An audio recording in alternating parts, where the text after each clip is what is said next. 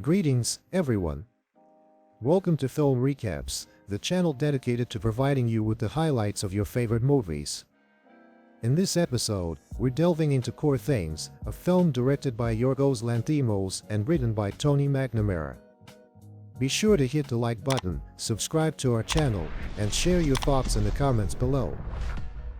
The film starts in London as a young woman jumps from a bridge to her death. She is later recovered by a disfigured scientist named Bella Baxter and reanimated as an entirely different person named Bella, who behaves with the mentality of a small child and refers to Godwin as God. During one of Godwin's lectures, he calls upon Max McCandles to join him and become his assistant, along with his maid Mrs. Krim. Max meets Bella and quickly becomes smitten with her despite her condition. While working together, Godwin tells Max that after he recovered Bella's body from the water, he saw that she was pregnant, and he replaced her original brain with that of the baby, hence her lack of maturity. Bella views Godwin as something of a father figure. Max spends time with Bella, trying to help her advance her intelligence. When he starts telling her about places around the world, Bella's interest in going out increases, something that Godwin tries to forbid her from doing. He is eventually convinced to join Bella and Max for a picnic in a nearby park. A struggle ensues when Bella tries to leave their coach again, and Godwin chloroforms her to calm her down. When she wakes up, Bella starts to discover self-pleasure and begins trying to masturbate. Godwin later tells Max that he thinks there is a mutual love between Bella and Max, and suggests that he ask for her hand in marriage. Max admits he does have feelings, and he eventually does ask Bella for marriage, on Godwin's condition that they live with him. Godwin is visited by a lawyer named Duncan Wedderburn, who later meets Bella and quickly takes a liking to her. Duncan offers Bella a chance to join him on a trip to Lisbon, even though Godwin would not allow it. She announces her intentions to Godwin and Max, who both express displeasure, but while Godwin lets her go, Bella kisses Max and chloroforms him so he will not try to pursue her further.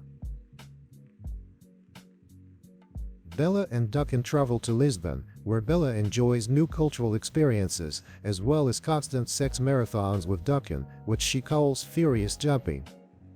Bella later travels out in the city on her own, viewing things from a fantastical perspective.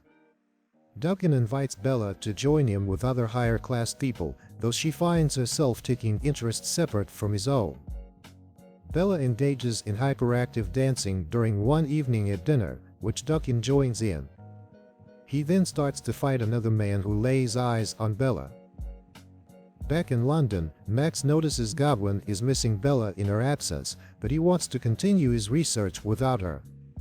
He attempts a similar experiment on another woman called Felicity, but her intelligence does not develop as quickly as Bella's did. Duncan soon starts to grow exasperated with Bella and his inability to control her. He smuggles her in a large truck onto a cruise ship as they make their way toward Alexandria. On the ship, Bella meets passengers Harry Astley and Martha von Kurzrock, whose point of views she begins to share when they tell her about philosophy. Duncan becomes more unhinged as Bella's interests expand beyond his own, and he attempts to attack Martha, which just gets him restrained and whacked in the face with her cane.